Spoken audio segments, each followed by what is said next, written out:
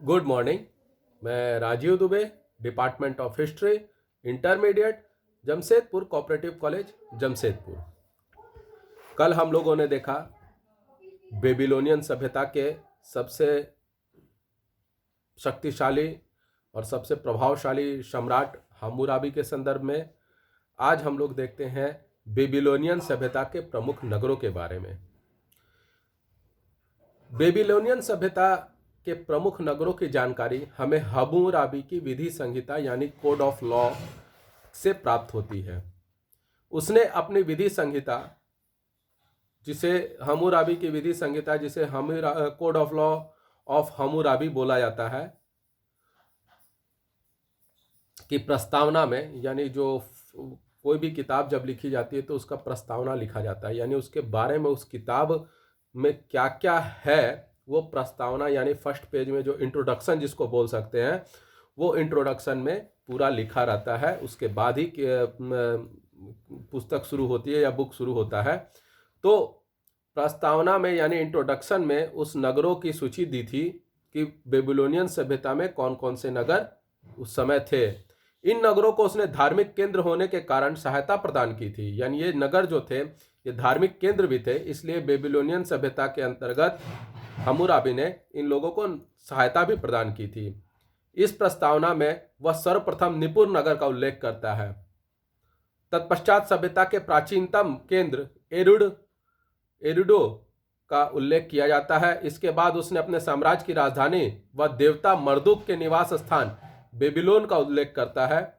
इनके बाद शिप्पर, लारसा, एरेक, इसिन, किस, कुथा, लगाश, अक्काद, अशुर एवं निनिवेह आदि का उल्लेख किया जाता है। यानी ये सभी जो नगर थे यह बेबीलोनियन सभ्यता के प्रमुख नगर में माने जाते थे, और इनके प्रमुख देवता जो थे वो मर्दुक थे। बेबीलोन जो नगर था उसके देवता मर्दुक थे, इसलिए, और मर्दुक को बेबीलोन का निवास स्थान माना जाता था। तो बेबीलोन को मर्दुक का निवास स्थान माना जाता था, इसलिए ये पूरे बेबीलोनियन सभ्यता के प्रमुख देवता मर्दुक माने गए। बेबीलोन सभ्यता के अधिकांश शहर वे ही थे जो सुमेरियन सभ्यता में थे। उर सबसे बड़े शहरों में से एक था। उर सुमेरियन सभ्यता में भी सबसे बड़े शहर में था और बेबीलोनियन सभ्यता में भी सबसे बड़े शहरों में था।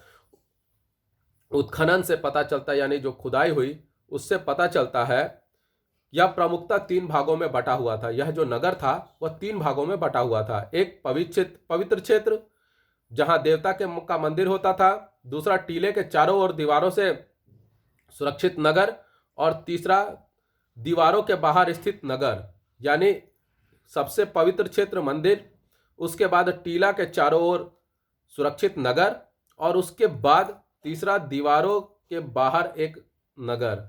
यानी 3 भागों में यह नगर बटा हुआ था। अभी भी प्रत्येक नगर के अपने संरक्षक देवता होते थे। जैसे सुमेरियन सभ्यता में हर नगर के अपने एक संरक्षक देवता होते थे, वैसे ही अभी भी यानी बेबीलोनियन सभ्यता में भी हर नगर के एक अपने संरक्षक देवता होते थे, और पूरे बेबीलोनियन सभ्यता का संरक्षक देवता मर्दुक था। बेबीलोनियन सभ्यता के शहरी समाज का स्वरूप, जो बेबीलोनियन सभ्यता थी उसके शहरी समाज का स्वरूप कैसा था?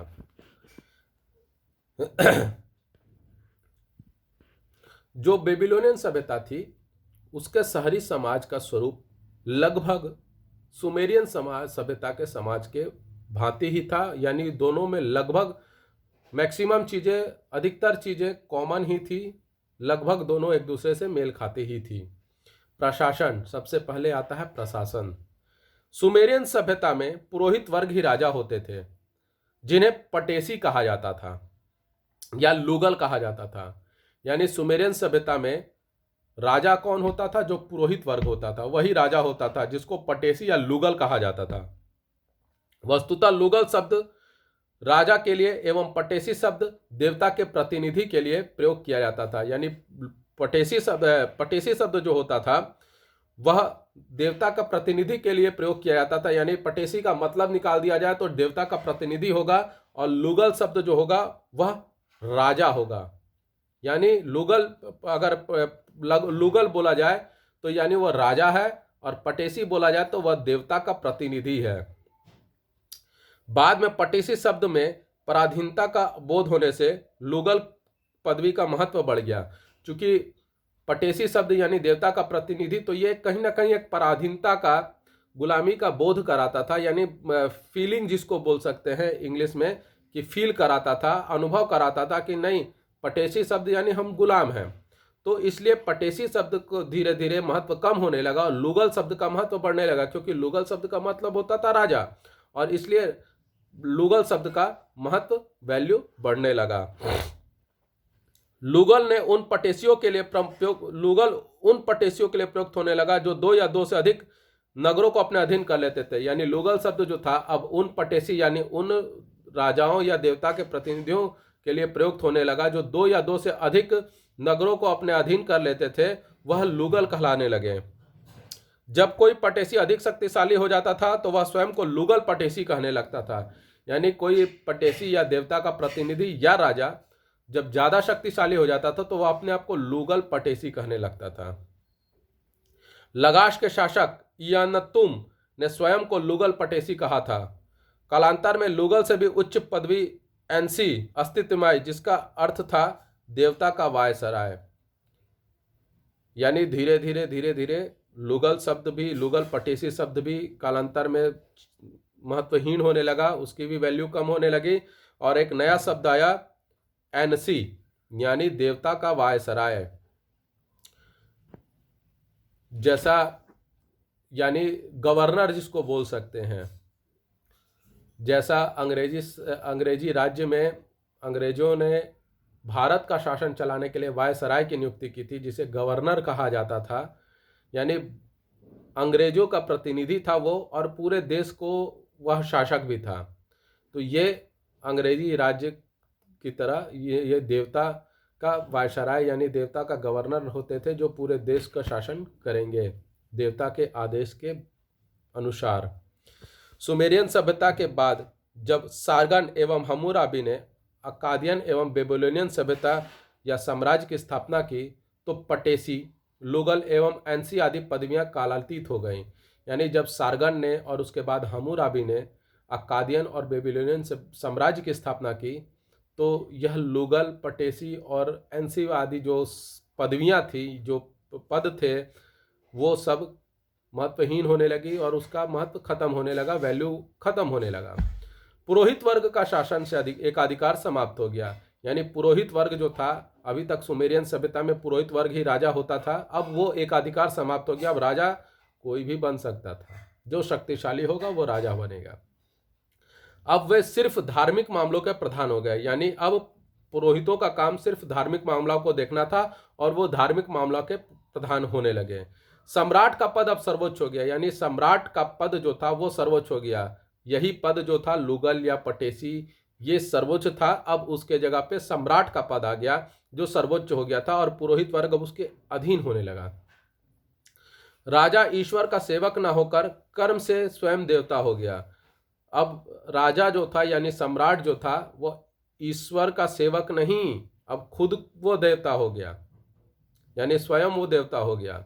बेबीलोनियन समाज में राजकीय न्यायालयों का पुरोहितों से अब कोई संबंध नहीं रहा। पहले न्यायालय वगैरह में भी पुरोहित ही होते थे और वही सब कुछ न्यायालय को देखते थे, परंतु अब पुरोहितों से अब कोई संबंध नहीं रहा। सम्राट अब न्यायाधीशों की नियुक्ति करने लगा। यानी सम्राट जो था अब न्यायाधीशों की नियुक्ति करने लगा। प्रशासन हम्मुराबी की विधि संहिता के अनुसार चलने लगा। यानी प्रशासन जो था हम्मुराबी की code of law of Hammurabi के नियमानुसार चलने लगा। दंड नीति में जैसे को तैसा दंड वाला सुमेरियन सिद्धांत हम्मुराबी की दंड संहिता में भी मान रहा। यानी जो कोड ऑफ लॉ था सुमेरियन सभ्यता का, टिट फॉर टैट, जैसे को तैसा, वही हम्मुराबी के भी लॉ में, कोड ऑफ लॉ में वह वैसा ही एज इट इज ऐसा ही रह गया।